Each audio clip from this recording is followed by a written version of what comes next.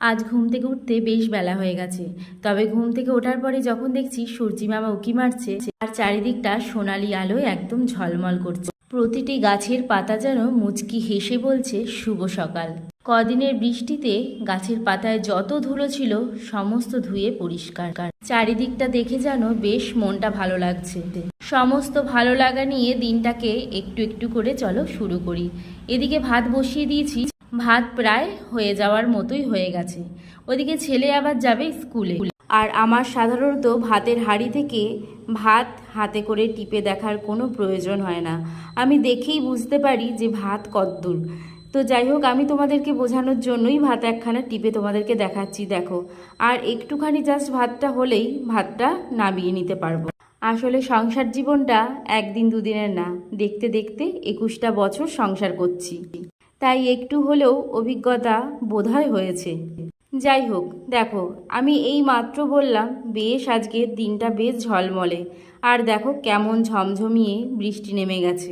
তবে এই মুহূর্তে সত্যি বলতে বৃষ্টিটা দেখে ভীষণ ইচ্ছে হচ্ছিল বৃষ্টিতে ভেজার। আর দেখো আজ যেহেতু ফুল তোলা হয়নি, ভেবেছি পরে তুলবো, আর এর মধ্যেই নেমে গেল বৃষ্টি, গাছ ভর্তি ফুল। তো দেখো আমার এদিকে ভাত হয়ে গেছে, আর আমি আজকে বরের জন্য আর আমার জন্য চিড়ে, আম আর একটু দুধ ছিল, সেই দুধটা দিয়ে মাখিয়ে নিলাম। চলো, কলতলার এদিকে দেখো কত জল জমেছে, আর এই বৃষ্টি দেখতে দেখতে আমিও আমার সকালের টিফিনটা করে দিই। দেখো কত জোরে একটা বজ্রবিদ্যুৎ পড়ল। সত্যি ঘরের মধ্যে আমি থাকি তো আমার ভীষণ চিন্তা হয় বাইরের মানুষটার জন্য, যে আকাশের তলায় একদম ফাঁকা জায়গায় বসে রয়েছে। ভীষণই টেনশন হচ্ছে। তবে এই মুহূর্তে একটু বৃষ্টিটা কমেছে, আর সেই মুহূর্তে আমি ছেলেকে স্কুল পাঠাচ্ছি।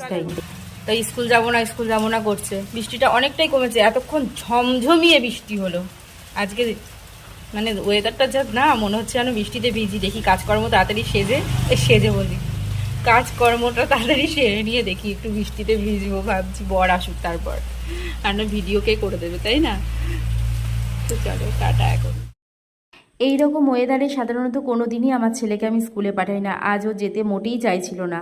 আমি কখনো একটু আধটু বৃষ্টি হলেও পাঠাই না, কিন্তু রেনকোটটা যখন আছে তাই ভাবলাম পাঠিয়েই দিই। শুধু শুধু বাড়িতে বসে থাকবে, আর একটু পরেই এই 5 থেকে 7 মিনিট পরেই ও বেরোনোর পরেই বৃষ্টিটা কিন্তু পুরো কমে গিয়েছিল। যাই হোক, ভিডিওটা আজকে এখানেই শেষ করছি। ভালো লাগলে অবশ্যই লাইক কমেন্ট করে দিও। চলো টাটা সবাইকে, সবাই খুব ভালো থেকো, সুস্থ থেকো।